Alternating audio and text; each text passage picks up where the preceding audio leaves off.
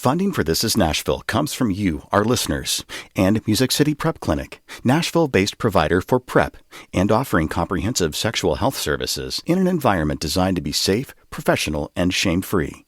Learn more at musiccityprep.org. I'm Khalil Ekolona, and this is Nashville.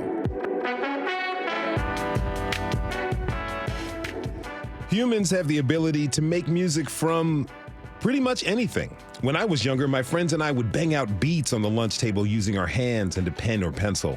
The late hip-hop artist Biz Markie even had a song touting his talents at making music with his mouth alone. What I'm getting at is music is a human creation, or at least it was. Advancements in artificial intelligence and machine learning have led to AI-generated songs. You may have heard Frank Sinatra singing the Lil Jon hit Get Low, especially if you caught our promo on air. While some people are amused by the novelty of such interesting collaborations, others are worried about the impact that artificial intelligence will have on the music industry and musicians themselves. Later this hour, we'll explore AI-generated music and its potential impacts on the music industry in our town. But first, it's time for At Us. Each week, we take time to read the comments so you don't have to. Yes, I'm encouraging you to literally at us on Twitter at This Is Nashville and on Instagram at ThisIsNashville_WPLN. Joining me now with a look back at our past week is our executive producer, Andrea Tudhope. Hey, Andrea, how's it going? Hey, it's going great, Khalil. Awesome. I imagine that things may have been a bit quieter than usual in our DMs over the past week or so. Yeah, it's been crickets for sure. But we did take a week off air, so it makes sense. Yes, we do this every now and then. It's a chance for us to get out the studio and spend some time, much needed time in the community with you all, which is hard to do when we've got a new episode to work on every day. Yeah, I really was thinking every day last week how many hours there seem to be in the day, Yeah. And that's just not how it feels when we're pulling off a daily show. The most important hour to us is noon. Yes, absolutely. You know, it was something else. I mean, for real, I got to talk with a bunch of folks last week. Yeah, if anyone caught Khalil out in the community, he was walking around like the farmer's market, an Aldi, a liquor store, with a sign that said, "I'm on the radio, talk to me, it's free," which I love. Yeah, we were giving out free interviews. I also met up with Jerome Moore from Deep Dish Conversations, and we got to get into a talk because he has this wonderful podcast and has conversations with people every day. I have conversations with people of Nashville. It was a pleasure to get to know him a little better. Yeah, I love that. And I also love he tweeted a photo of the two of you and wrote, "This is what Nashville looks and sounds like," which I agree. Yes. Also that week, we had a belated 1-year anniversary party to celebrate the launch of this show. Yeah, this was really special for us. We wanted the celebration to be about and for the community that helps us do this every day. So we came up with an invite list that was made up with sources we talked to on background, guests who've been on the show, people who are in our DMs constantly on Twitter. Now, we couldn't invite everyone. That would have been more than 1,000 people at this point, and the venue only held 120. Yes. But so many of you guys showed up, and it was really, really wonderful. You know, to me, it felt like an awesome house party. Yes, definite house party vibes. Definitely. You know, we set up an audio booth where guests could leave messages for us. One of the prompts was, what do you want people to know about your community? Here's one from Rashid Farkudin. I love your show. It's rocking. It's the best radio talk show I've heard ever. And it's very engaging and it's very connected with the community. And that leads to what are my hopes to the cities for us to be very connected, get to know each other, live with love and peace. And I think through your show, that's how this is one of the building blocks to achieve that peace and love in the community. This is Nashville. I love that. Mm-hmm. Rashad is so cool. He's been such a great guest, but also he's a great community connector himself. He is. He is. He's truly awesome. Show guest Harmony Dengi from Antioch was there too. Let's listen. I wish people would keep knowing that Nashville is a very progressive city, especially for a southern city, and it is very diverse with a lot of different perspectives. There also is a thriving international community here, and I am happy to be a part of that community. In Antioch, I will see signs in Amharic, I see signs in Spanish, and we speak French in our house because my husband is an immigrant from the Ivory Coast.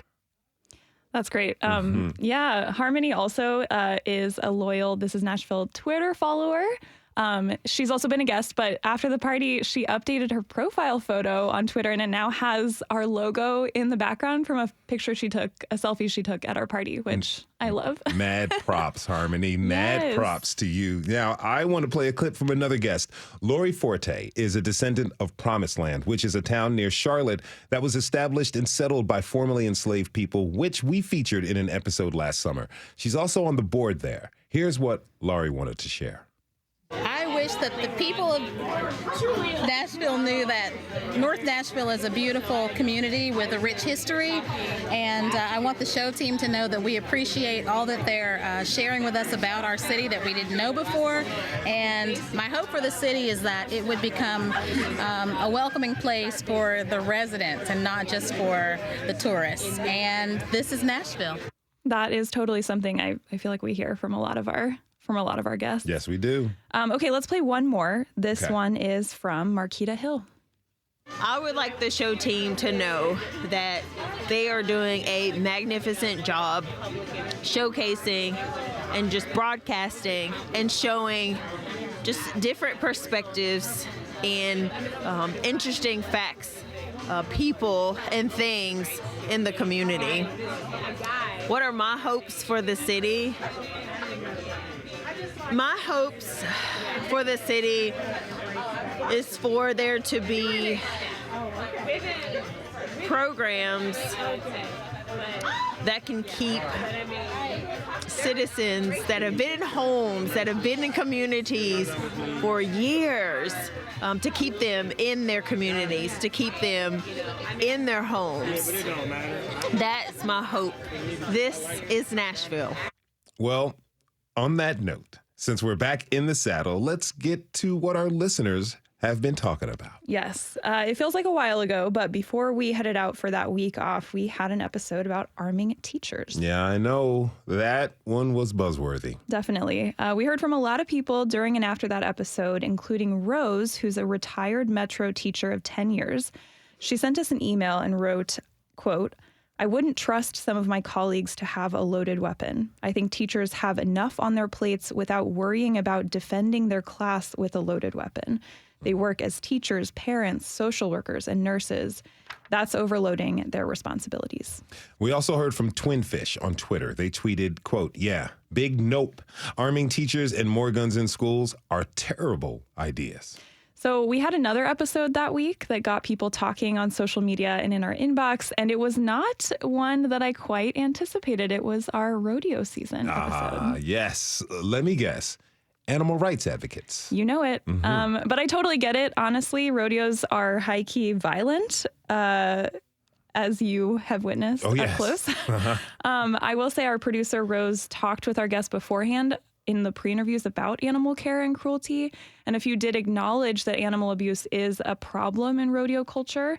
But our guests talked about how they work to care for their own animals. I did a little more research, and there are definitely certain events at rodeos that are more cruel and questionable than others, like calf roping. I could see us doing an episode next season on next rodeo season that focuses on animal abuse and efforts to prevent it in rodeo culture. Yeah, I'm down. So am I. All right. We're in the midst of Nashville's mayoral race. We've got some big coverage plans coming up. But Andrea, tell the people about our first step. Yes, we've got a special Citizen Nashville episode coming up next Friday. And this one is not focused on the candidates. It's about you all. So we want to know what your most urgent needs are this mayoral election year. Essentially, we want to crowdsource priorities for our next mayor. So, as always, we want to hear from you. Head to thisisnashville.org and tell us what you want from our next mayor. It's a short form, and it'll help inform next week's episode. Okay, one last tweet before we go. Okay. From local historian, wonderful show guest Betsy Phillips, on behalf of our number one fan, her dad. Okay. She tweeted, "My dad is insisting on taking me out for my birthday, but we can't eat until 1 because he needs to listen to Khalil, and this is Nashville." So she says, "I know where I stand in the pecking order." Mr. Phillips is an awesome man, and Betsy is just she's truly a treasure to Nashville. Everyone, that is our executive producer, Andrea Tudhope. Thanks for this roundup, Andrea. Yeah, always. And don't forget to add us on Twitter and Instagram, and let's keep the comments coming. Also, fill out our community survey to let us know what topics you want us to cover at thisisnashville.org. It is super easy and quick and helps us produce shows with your needs and interests in mind.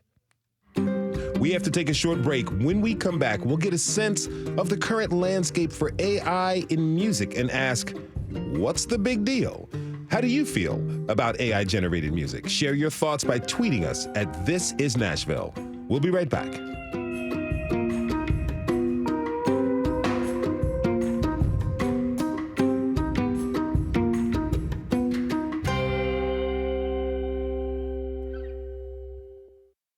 Funding for This Is Nashville comes from you, our listeners, and Music City Prep Clinic, Nashville-based provider for PrEP and offering comprehensive sexual health services in an environment designed to be safe, professional, and shame-free. Learn more at musiccityprep.org. I'm Khalil Colonna, and this is Nashville. Artificial intelligence is appearing in our lives at an increasing rate. The media is full of think pieces about the advantages and disadvantages of this emerging technology. How will it affect jobs? Are we moving too quickly with it? Can it be regulated? While the jury is still out on those questions, the technology pushes on. Over the past few months, AI-generated music has come to the forefront, enabling anyone to recreate the voice of any artist, living or dead, and create new songs and collaborations. Like it or not, that era is here. So, how will this impact our music industry and musicians? My next guests are here to talk about it. Craig Havighurst is an editorial director at WMOT. He's been covering music since 1998. Melody Walker is a local songwriter and artist who hosts Weekly Writer's Kitchen at Jane's Hideaway. And Dr. Nathan Adam is a professor of emerging media at Belmont. Thanks to you all for being with us today. Welcome to This Is Nashville. Thanks for having us. Thanks. Okay, so Howdy. Hi. So, we got to start this off with some music. Last month, a track dropped featuring AI-generated vocals of artists Drake and The Weeknd and pushed this conversation of AI music to the forefront. Here's Heart on My Sleeve. Talking to a diva, yeah, she on my nerves. She think that I need her, kick her to the curb.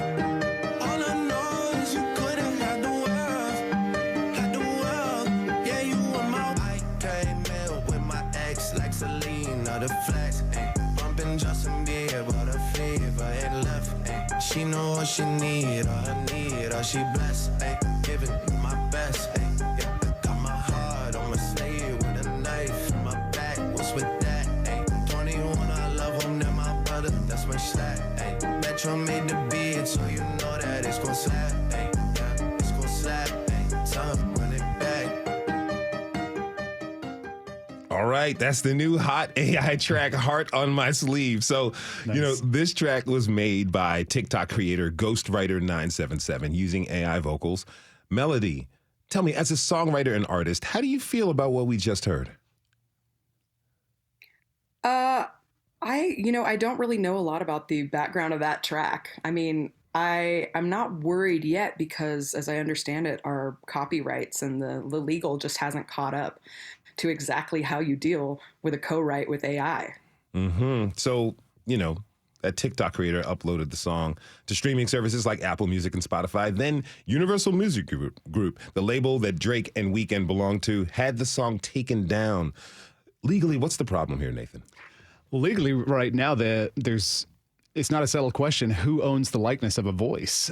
So in this case, the record labels would have a really clear case. If you're advertising something as being one of our signed artists, then and you've modeled that voice without our permission, which came from recordings presumably that they made, then yeah, I think at this point they're just wanting to maintain control while all of the rest of it is being litigated. Who owns something that an AI created? So that's the big question, I think. Well, one of them at least. Mm-hmm. One of many. Now, Craig, you're a writer, but you're also a musician. Since music has been mass-produced, there's been advancements in technology. Mm-hmm. However, I think we haven't seen anything like this before. Yeah. What makes AI tech different from analog tapes and albums switching to CDs and compact discs? It's a really great question, and I think it comes down to that word generative. We've used AI in music and learning models like the engines that recommend you new music in your streaming services, which are really powerful. I use them. I value that.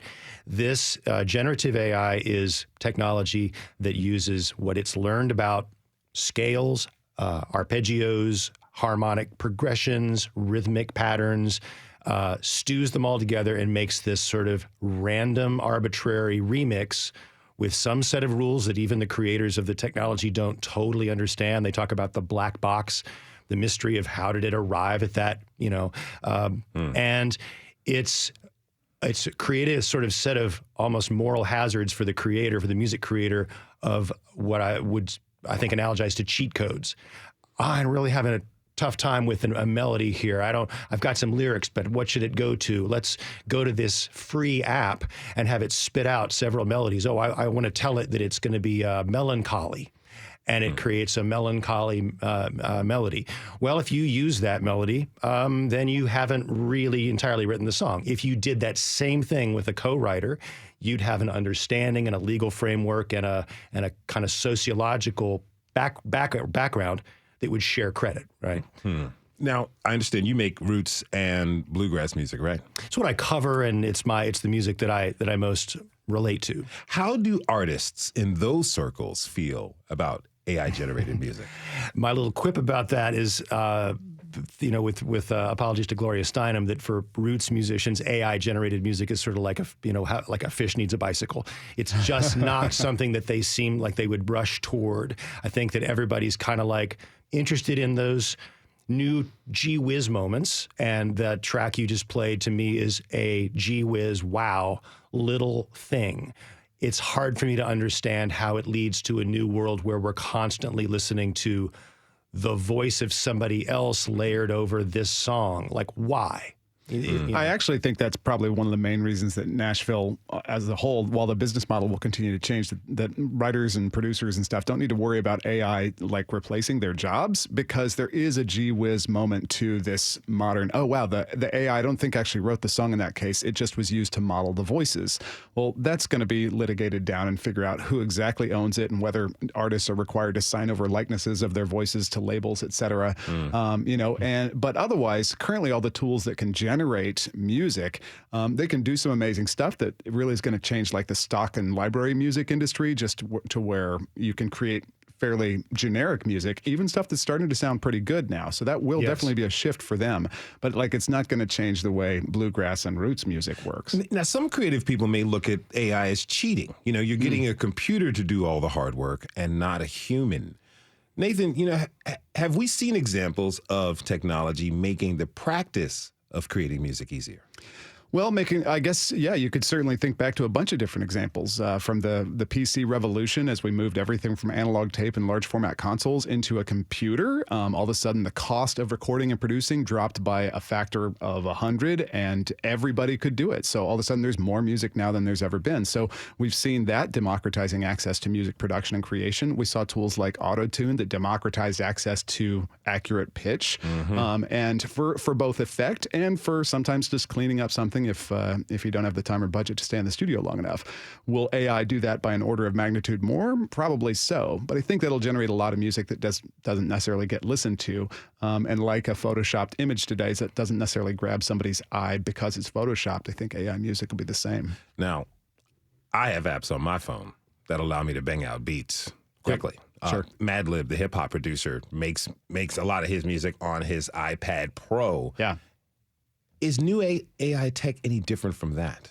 I mean, it is different. There's a lot of differences from the ability to model a voice accurately, for example. That's new.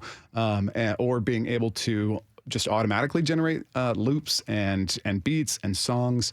I don't think we've seen an example yet, although we probably will, to where it's able to create something that's really fantastic. But that doesn't mean that it's going to connect with an audience. People don't. I mean, there's some parts of the industry that go to watch, for example, a DJ, put on a live performance. And they're not there to see necessarily the band, but there's a huge part of the industry, especially here in Nashville, where people go because they want to see the artists that they connect with in their music. And that, I think, stays the same, regardless of if AI is cranking out an extra 10,000 tracks a day that nobody's really listening to and connecting with.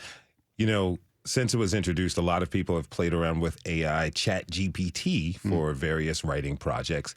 Melody, you're a writer. Have you used ChatGPT in your writing?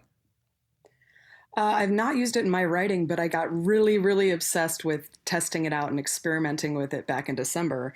And I found, at first I was troubled because it can write a mediocre song that is indistinguishable from, your middle of the road kind of pop music and lyrics, which aren't that deep. If you look at Max Martin lyrics, they're indistinguishable from ChatGPT. But the thing that it hasn't figured out yet is how to not plagiarize, because if you give it a sort of vague prompt, it will spit out a vague song that is completely passable, right? But if you give it a really specific prompt, this is what I started testing. Oh, wow. I wanted to know, I looked at some specific song titles that there's never been another song like that, right? So I looked at Octopus's Garden.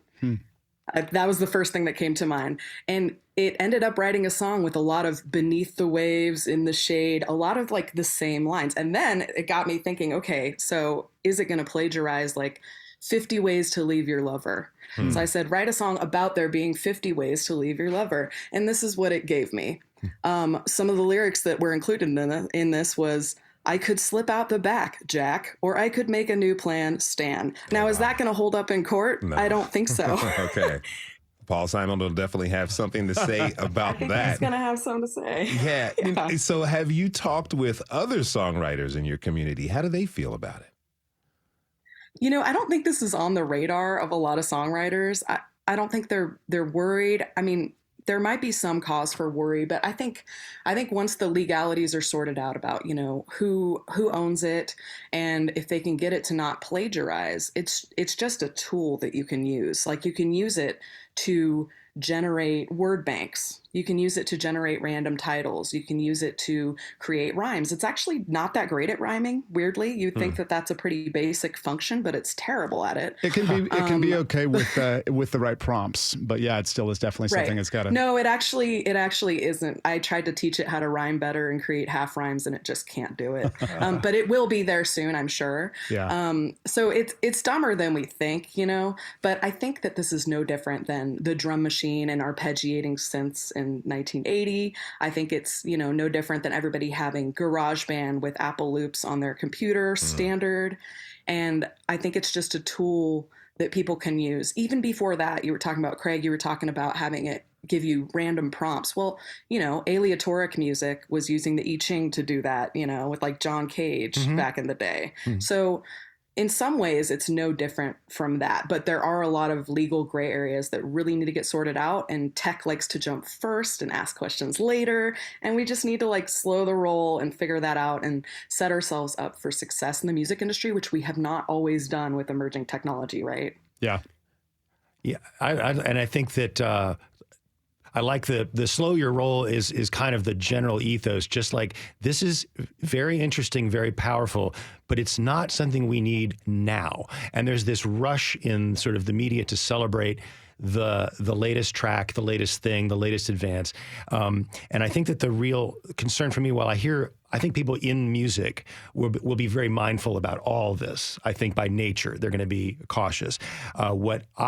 My concern is for the consuming public, because they've already been put in a relatively passive place by the structure of the music business, and especially streaming and delivering playlists with, the mood and the time of day, or this music to study by. And it kind of takes the consumer out of the active choice making, things that goes from one, that sort of leads from one pool of artistry to another and makes historic connections. And in the space where younger people are seeing AI music manifested, it's new apps that are making promises to them that I think are very deceptive about the ethics of music. If we have time for just one sentence from the lead copy on a AI generated thing called Boomy, is an app which I looked at. Quote, here's what it's telling the consumer. Make original songs in seconds, even if you've never made music before. Submit your songs to streaming platforms and get paid when people listen. Join a global community of artists empowered by Boomy AI. There are half a dozen errors of judgment, morality, and just the whole value of music in that one sentence. You're not making songs if the machine does it for you. If you're just tuning in, this is Nashville, and I'm your host, Khalil Colonna. We're talking this hour about AI-generated music with Melody Walker, Craig Havighurst, and Dr. Nathan Adam. And we know there are musicians with thoughts about this out there, so tweet us at This Is Nashville. Now, we got a tweet from Mary Rudy at This Is Nashville. She says, quote, I don't even like pitch-correcting software. It's too perfect and has no warmth. AI has no soul, no depth, no character, no life. If Lily Pons or Robert Johnson sounded that good on a scratchy 75, imagine hearing them live. How do you guys respond to that, Nathan? I mean, I can totally understand. I think music is a beautifully human thing, and there's great tools now that help us create it or create new types of it in genres, and not every style or genre is for everybody. So I wrote, I think, the first book on auto-tune, and I also don't like a lot of the things that people do with it, but it has been useful in creating all sorts of songs that people listen to, whether they realize that tool is used on it or not. I think AI is going to be another one of our main tools. Now, purists would say that the switch from analog to digital, the sound of the music, it degraded it. You know, it's not as pure. We listen to an album as you are when you're listening to using your earbuds to listen to tunes. Now, Craig, are we seeing something similar where the quality of the music released will decline because of the move to AI-generated music? I definitely believe that once AI generation, it becomes institutionalized and it's being fed to music services and to try to tailor to individual people, that it will make a ton of mediocre music, which we really don't need. And I think it's a real a loss of an opportunity cost for every consumer that spends even 3 minutes listening to a mediocre computer-generated track versus the 3 minutes they could have spent listening to anything made in the last 100 years that was really good. And I do think that I take fidelity really seriously, and I love audio.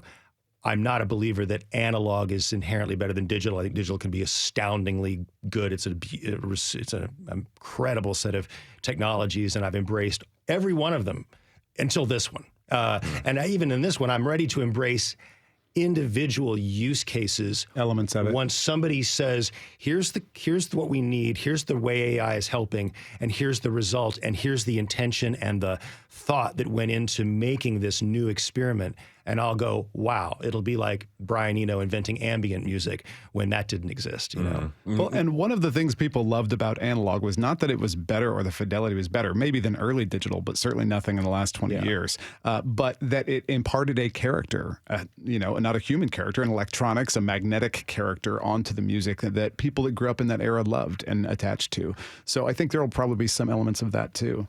You know, every genre, we already have copycats and clones of the hottest new sound. Sure. Melody, do you worry about that? Do you worry that the ease of AI will create more music that sounds the same and lacks distinction?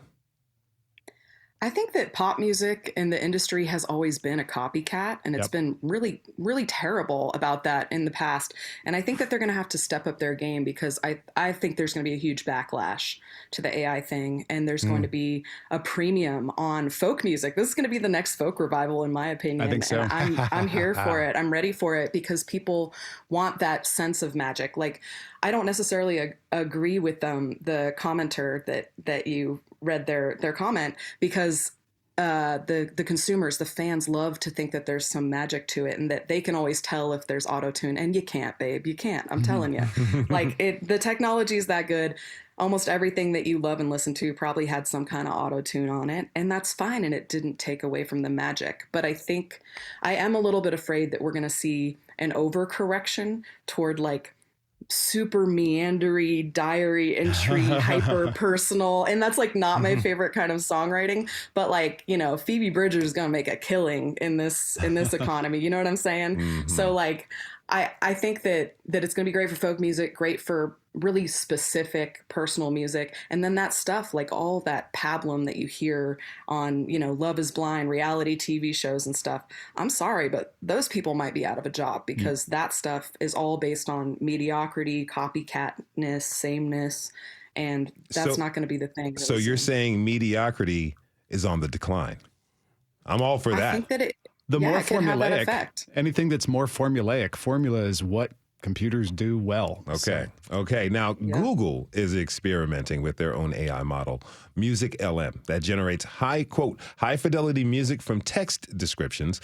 You know, we thought we would have a little fun with this. Mm-hmm. So Google experimented with using text descriptions of famous paintings as prompts for songs. So this is what I want to do. I want to play a short clip of this AI-generated song, and I want each of you to guess which painting this is based on. The paintings are Van Gogh's The Starry Night, Salvador Dali's The Persistence of Memory, that's the Melting Clocks one, and Edvard Munch's The Scream. Y'all ready? Yep. Okay, let's listen.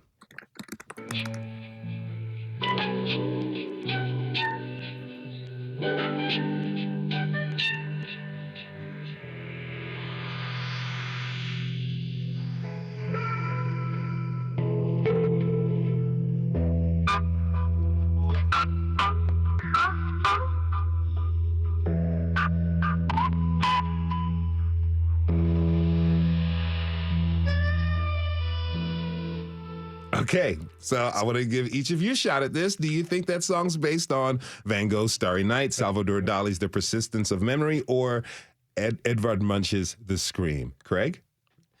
Just based on its somewhat randomness, I'll say the Dali, but it's... Okay. Melody?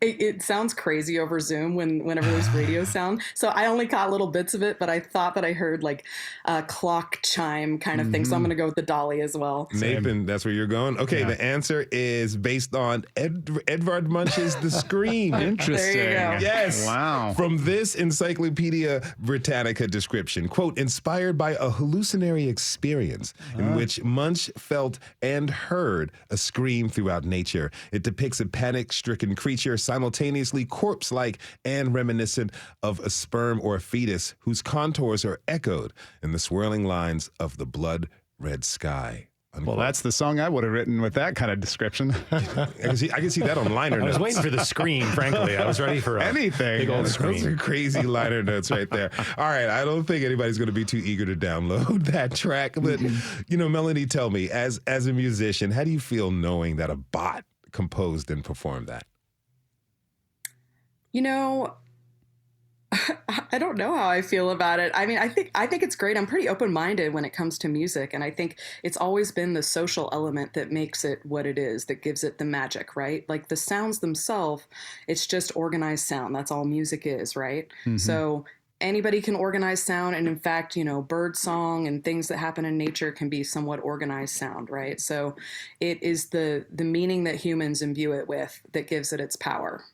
Melody Walker is a songwriter and musician. She was joined by Dr. Nathan Adam of Belmont University. I want to thank you both for being on the show today. Really appreciate it. Thank you. We'll see where all of this leads. Craig Havighurst will stick with us through the break. We have to take. When we come back from break, we'll explore the impact of AI on the business side of the music industry. Join the conversation by tweeting us at This Is Nashville. We'll be right back.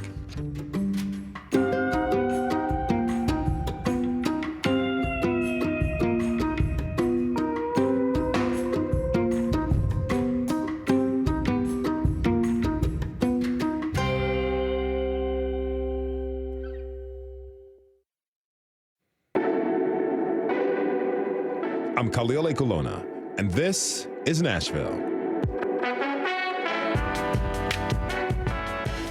artificial intelligence could soon be the biggest shakeup to the music industry since the introduction of streaming services. With the ability to use AI to create music, write lyrics, even use vocal models of other artists and songs, questions of ownership, intellectual property, and pay have come to the forefront. Now, before the break, we discussed the nuts and bolts of how AI music is made. Now let's talk about the legal implications of this emerging technology. For that, I'd like to introduce my next guests. Jeremy Brook is an entertainment and business attorney and the founder of Brook Law Firm, and Charles Alexander is the CEO of Launcher and Outside the Box Music, which helps artists promote and increase their streaming numbers. Jeremy, Charles, thanks for being with us. Welcome to This is Nashville. It's a pleasure to be here. Thank you for having us. Really excited to have you both. Now, the artist Grimes has come out in favor of this technology and has welcomed any artist to use the AI model of her voice for songs as long as they split the royalties with her 50%. Now, in a tweet last month, Grimes said, quote, "I think it's cool to be fused with a machine, and I like the idea of open sourcing all art and killing copyright," end quote. And just last week, LA-based artist Keto released a track with Grimes, AI vocal called Cold Touch. Let's listen to a bit here.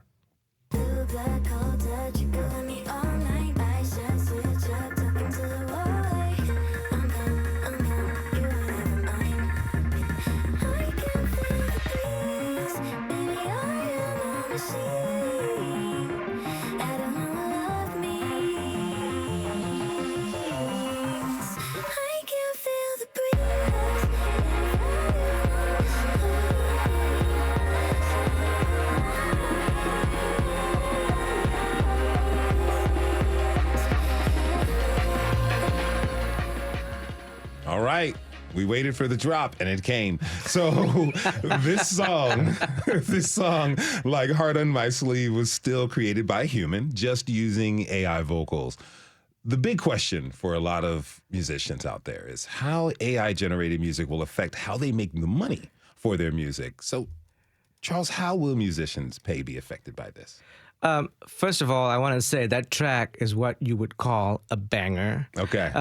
And I just think it's amazing that Grimes did this. And for a point of differentiation, you should know that on Spotify, that song is on a separate profile than the Grimes Spotify profile. It's on the Grimes AI Spotify profile. So you don't see this. I think she might be a feature.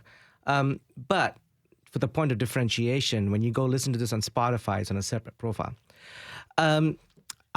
I think it's brilliant. You know, I'm a big fan of artists having self-determination. And so she decided to open source this, but open source this where she's making her own revenue in a space where we don't necessarily have sort of existing law or precedents in terms of how you get paid. And she's making up her own rules. I think it's brilliant. It's the Wild West out there. It is the Wild West. And she's going to have, and she's not on a major, right? So she can make up her own rules and do what she needs to do.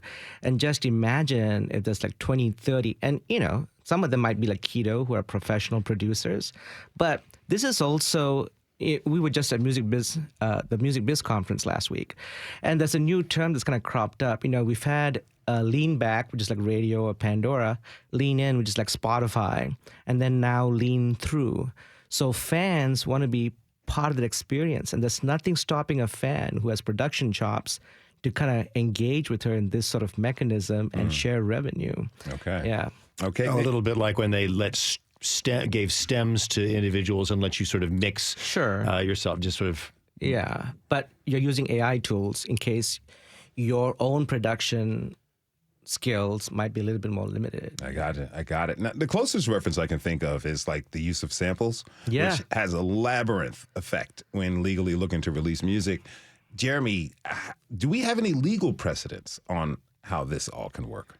Yes and no. Okay. We have some cases that inform the legal landscape, but we do not have any statutes or case law that tells us exactly how to handle AI-created works from a legal point of view. The Copyright Office has espoused a position, which is that machine-created works are not subject to copyright protection. And they've developed a bit more nuance in saying that to the extent a work is partially created by a human, it is subject to copyright protection. But it becomes very hard to parse out which parts of a song, for example, or a recording are created by a generative software model or AI, and which parts were created by a human. And even more specific questions than that. If it did use a generative software, but a human told it what to do, how close is that to pushing a button or strumming a guitar string? So I think we have more questions than answers right now. I think the general consensus is that the courts would probably agree with the Copyright Office. But right now, we don't have any real firm black letter law on this. Is it going to take lawsuits to figure this out? Well, there are some lawsuits in the works right now. And so I think we'll have some law on this pretty soon. There's a case, the Thaler case in the District Court of D.C. Stephen Thaler, the plaintiff, has sued the Copyright Office for rejecting his copyright registration. He invented he calls it, I think, the creativity machine. So it's software that he invented that is AI generative software. It has made some inventions, and he sued the Patent and Trademark Office. He lost that case. The court said that patents do have to be invented by humans, but that's a different set of laws. So he's now got this case pending against the Copyright Office. They rejected his application for registration outright, and his arguments are that, well, this is really no different than a camera where, I'm telling it what to do. I invented this. I created the machine. And he's also arguing that he's sort of being punished for his transparency, and that there are probably lots of people that have created AI-generated works that have just submitted applications for copyright, copyright registration rather, didn't disclose the machine-generated piece of it, and they got their registration. And the Copyright Office is arguing that it has to be human-created in order to be subject to copyright protection. Okay. Now, Craig Havighurst is still with us. Craig, Spotify, other streaming platforms, they're already using AI to develop and tailor playlists. Why not use it to create the music itself cost-free? See, that's the touch point in the industry that most has me worried about a thing that could get out of control. Because as I mentioned before, the audience, a large part of the audience can be kind of passive about, I just want pleasant sound to be coming through my computer speakers or my earbuds. And this allows potentially these companies, the streaming companies, to generate tailored soundtracks to every individual in real time, to literally invent songs on the fly that have the vibe and the feeling and the mood of the time of day or your particular mood. You could move a slider and say, I want the music to be more energetic, or I'm working out, or whatever. Every track they play that they built out of their computer is a track they don't have to pay royalties for. So Spotify, Apple Music, they have, I don't know where they're going with this incentive right now, but they have huge incentive to create ongoing, infinite factories for just kind of digital gruel that I would think robs the listener of a huge part of life. I mean, that really does take the art out of music. Many artists are very upset, particularly local artists, with the current pay rates of streaming services. Jeremy, what would potential payouts to artists look like with this? It's a little hard to predict that, but I think that if it takes a while for us to have some good law on how to treat these works, I think the least expensive option will be for the streaming services to just treat them as they do any other work. I think it will be, in the absence of some really effective software that can tell what part of a song was created by AI and what part was created by a human, I think it's prohibitively expensive to parse through 120,000 tracks a day to see which ones are which. And then, I think you also have the uncertainty of the possibility that there's some law that comes down later that says, oh yeah, you actually owed these people royalties that you didn't pay. So I think it will sort of be business as usual until there's some other business solution or there's law that says otherwise. Okay. Now, Charles, let me ask you this. Are record companies jumping into the AI-generated music train? Oh, yeah. Universal just did a deal with Endel last week. And the scenario that was painted in the Music Business Worldwide article is Taylor Swift puts out a record, and Universal gets to take that record and then create a soundscape or sleep version of that record. And this was from the head of, I think, the Digital Innovations Group at UMG.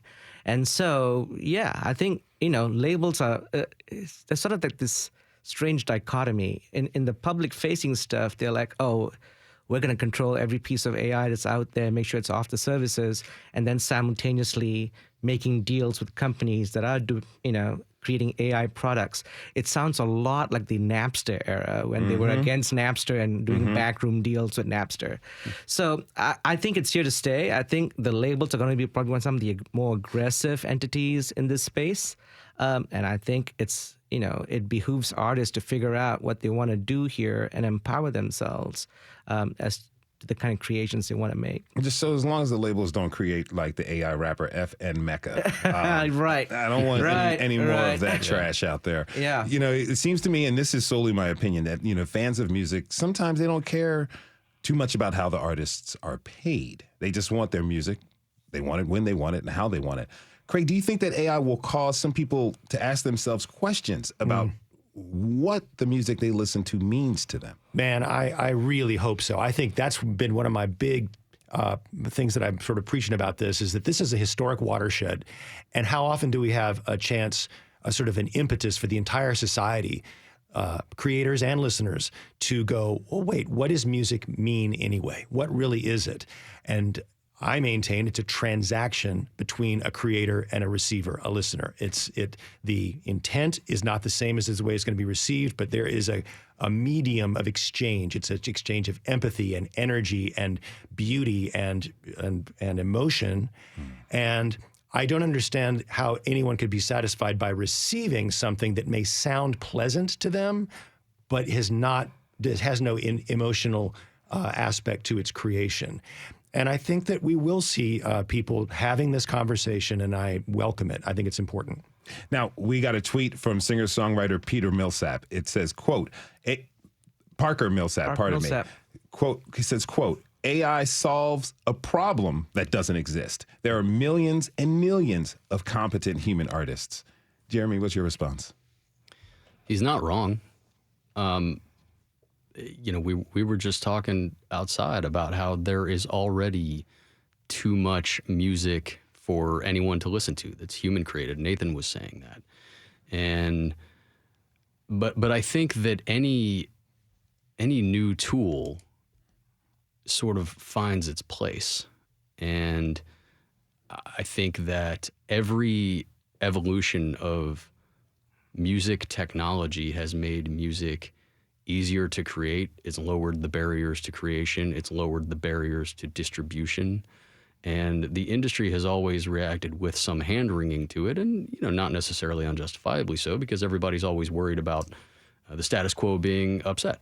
And that's okay. But we've always bounced back. I mean, this goes back to the player piano and radio. And then, of course, we all know about downloading and streaming and the effect they had. So, yeah, I mean, do we need streaming-created music? Maybe not, but could it provide, do we need AI created music? Maybe not, but could it provide some benefits? Yeah, I think it could. Charles, how would you advise a local client who's coming up in the music industry? How would you advise them to use AI generated music in their work? I'll get to that question in a second, but I just want to respond to that thing. Rapper's Delight, Sugar Hill Gang, and T-Pain and Autotune. They've used those tools, sampling and autotune, in way different ways than the mainstream. It's for people or demographics that don't have access to conventional tools that might be more expensive, or just economically they can't get to it, right? So I think, and there's a reason why the people who created the T-Pain and Sugar Hill Gang look the way they do and don't have access to things that are out there versus the mainstream. So just something to keep in mind. If I'm advising a client, we have a client on our roster whom I think this is perfect for, and she's already thinking about it. She's thinking about how to use AI to create music and to do collaborations sort of with herself. She's more of a blues rock artist, but she's creating stuff in the electronic genre, and she's using some of these AI tools, and I think it's brilliant. I would also look at collaborations across artists from other spaces. And, I would love to see a collaboration, and I know this is going to put me in a separate category, say between Billy Strings and Freddie Mercury, or Prince and Billy Strings. And one of those parties doesn't exist anymore. But I think artists need to start thinking about how to create and making maybe their files available. I think we'll all have to think twice if we hear a collaboration between Cardi B and Ella Fitzgerald. That's a whole nother thing. I want to thank my guests, Charles Alexander, CEO of Launcher and Outside the Box Music. He was joined by entertainment and music attorney Jeremy Brook and Craig Havighurst, editorial director at WMOT. I want to thank you all for being here. I know there's a lot more to come on this. Thanks for having us. Thank you for having us. Thank you for tuning in this hour. This is Nashville. It's a production of WPLN News and Nashville Public Radio. Today's episode was produced by Magnolia McKay. Our senior producer is Steve Haruch. Our digital lead is Anna Gallegos Cannon. Michaela Elias is our technical director. Our executive producer is Andrea Tudhope. The masterminds behind our theme music, real people, LaRange and Namir Blade. Listen back at thisisnashville.org or wherever you get your podcasts. The conversation doesn't end here. Tweet us at This Is Nashville. Find us on Instagram and tell us what you want from our show by filling out our quick survey online. This is Nashville. I'm Khalil Ekalona. We'll see you tomorrow, everybody. Be good to each other and rest in peace to Miss Tina Turner.